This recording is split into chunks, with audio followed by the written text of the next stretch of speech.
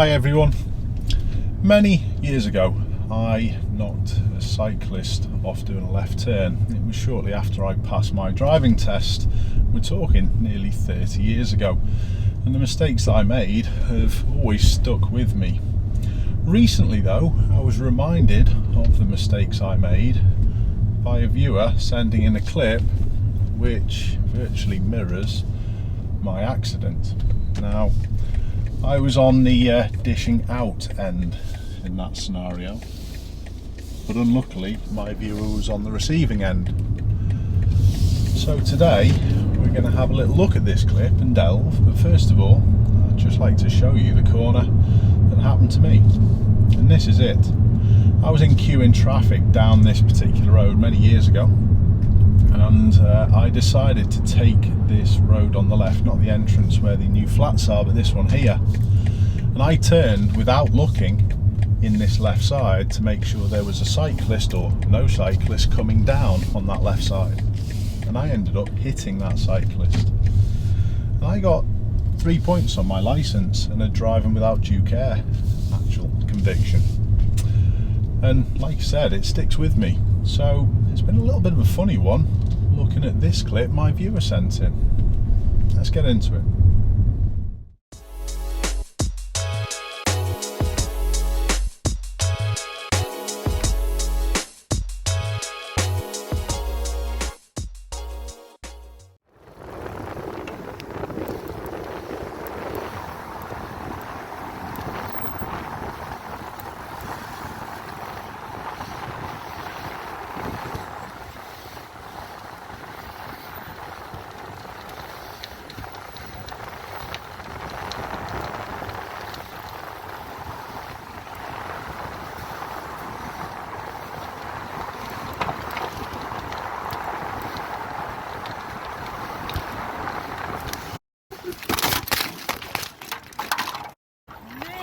What up?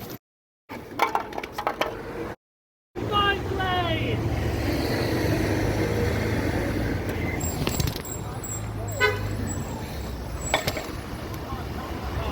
What? I have. Don't worry.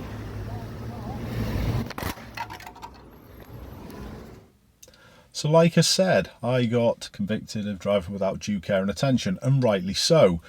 Now, it could have gone actually either way. I actually had to go to court for this, and there was a little bit of an argument about what the cyclist did to sort of like be involved in the accident. But I remember the judge saying to me, "Mr. Neal, you are surrounded by a metal box and you have to look out for people on the outside of that metal box who aren't protected as well as yourself." So this idea of protecting people more vulnerable than yourself is not a new idea. I know the proposed updates in the highway code are pushing towards this, but like I said, it was 30 years ago that the judge said this to me.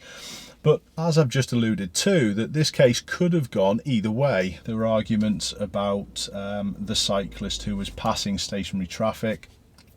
He was coming down the hill, as we've shown you what the junction was like.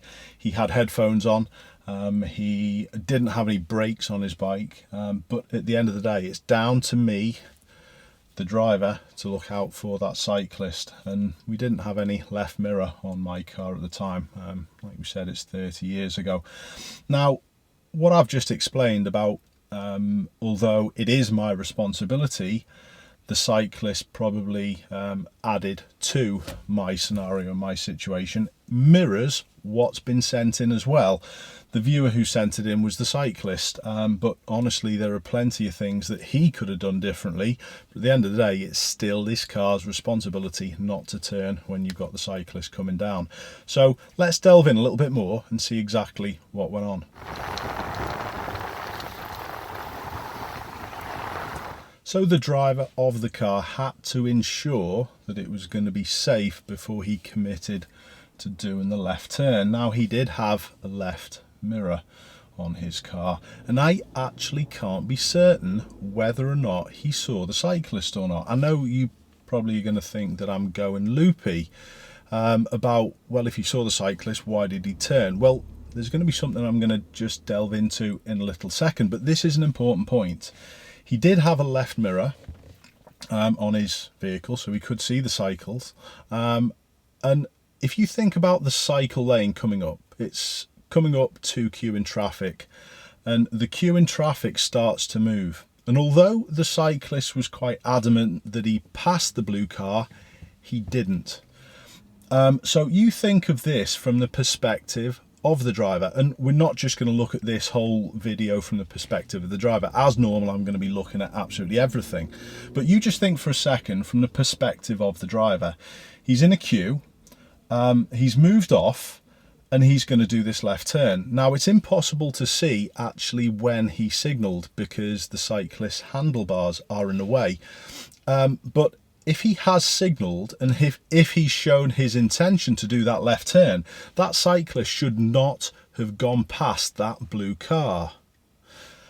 And if that's the case, was the blue car driver just being a little bit stubborn to say, well, I'm in front, you should wait for me, and then turn across?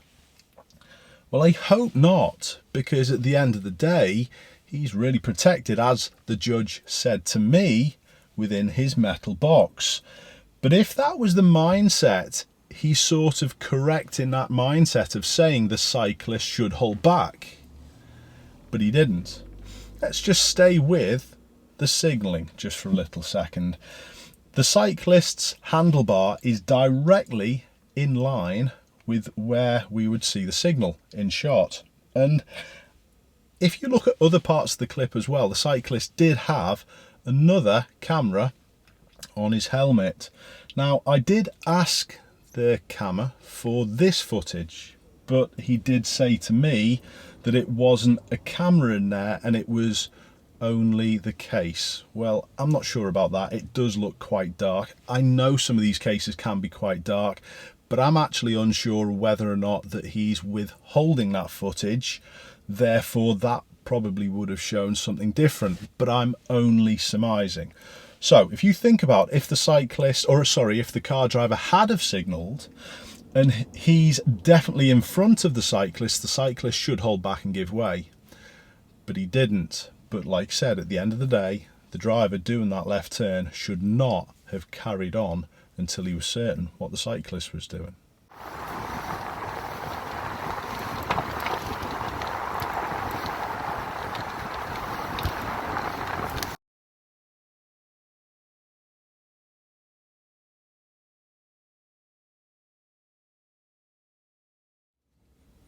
So unfortunately, I can't be more definitive on the actions of the motorist because a lot was unclear.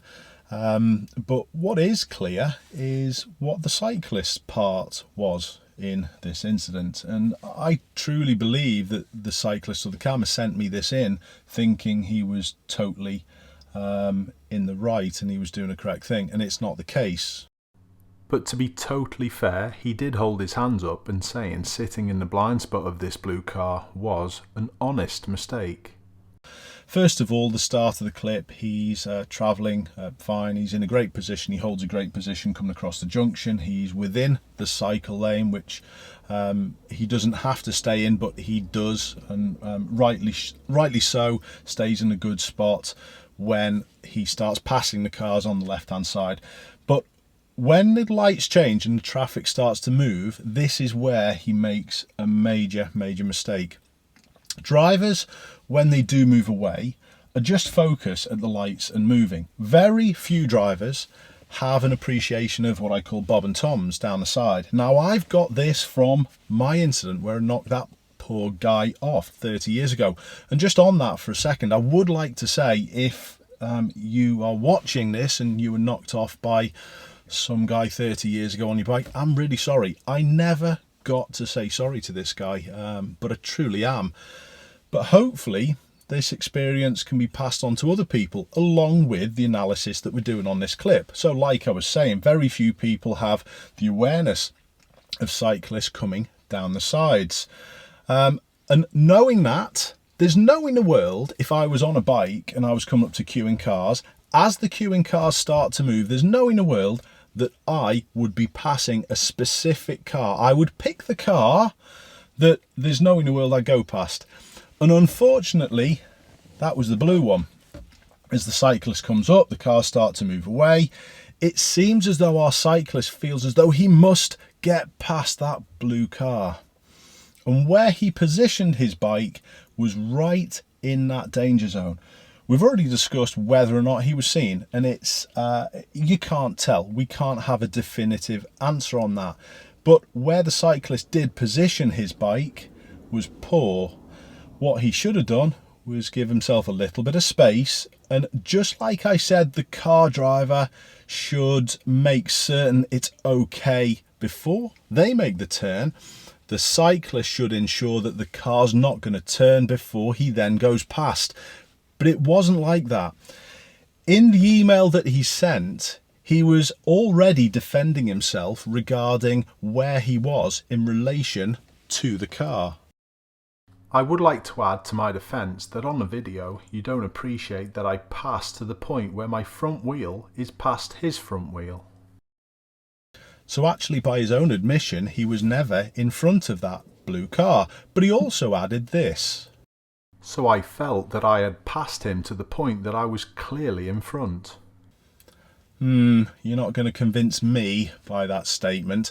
I spy some must get in front syndrome from our cyclist. He also went on to say this.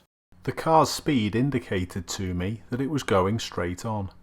But unfortunately, I also disagree on this, because as the cars start to move away, you watch the space that grows between the blue car and the other vehicles in front. It's much, much larger than the rest of the traffic around. So that was saying to me he wasn't keeping up with the flow and he was potentially going to turn. And our cyclist did not pick up on this.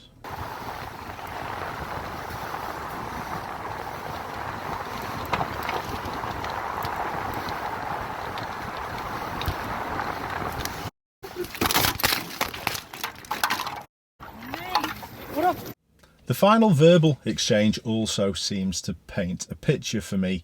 Now, I've had to do a little bit of a tweak with the audio to actually find out what the motorist said, and I can only probably make out what was said. But our cyclist, the camera, obviously you can hear him say, but it's a bike lane. Now, this has absolutely nothing to do with this incident. Does our camera or the cyclist think that just because he's in the cycle lane, that gives him the priority over vehicles turning? No, it doesn't. So that was utterly irrelevant. But again, it leads you to think that the cyclist thought that he was in the right. The motorist also, you can just about make out them saying, I've got that on camera or something similar. And I know there's a exchange of conversation about the cyclist cameras as well. So already the motorist was also taking that stance of they've done nothing wrong.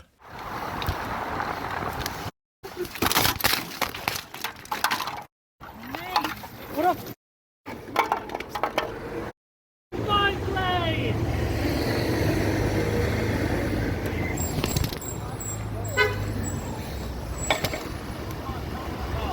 What? I have. Don't worry.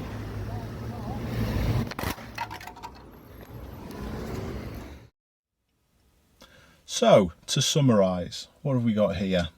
Personally, I think we've got two stubborn road users who think they're in the right when they're both in the wrong. And this is getting more and more common. People don't want to step down, they don't want to back off, they don't want to seem to be giving in. And this is poor, and this causes conflict. And I think this was the main thing with both of these road users. They both thought they were in the right, and this is what happens. Now, the cyclist did have a couple of minor injuries, but I'm not sure the outcome of this. I'm not sure what they decided to do and where the blame was going to be apportioned for the repairs to both the bike and the car, and both were damaged. So honestly, another accident or another collision, honestly, that was easily avoidable. Don't be so stubborn. Keep safe, everyone. I'll see you soon.